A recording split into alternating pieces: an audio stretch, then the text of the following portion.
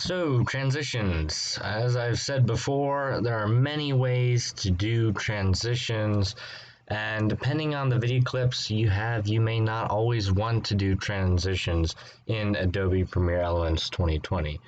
However, the simple and easy way that adds a nice finishing touch to your videos is simply to go over to the far right side and get the two triangles that look like they're forming a square, and click on that, and it'll bring up a large range of options.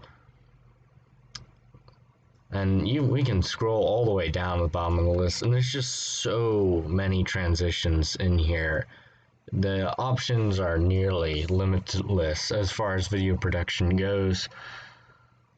I'm gonna pick a traditional looking transition, one that's not as crazy.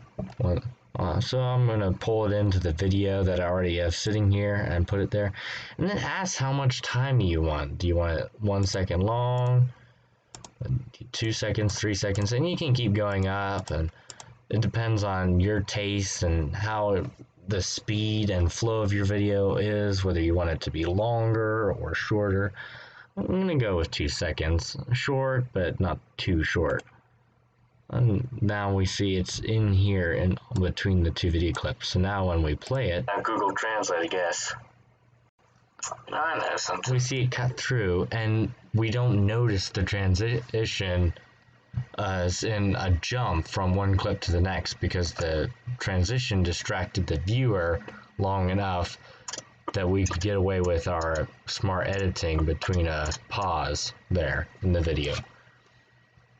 So it's really up to the video editor whether he or she wants to add a transition, but if you do, it really is a nice polish to add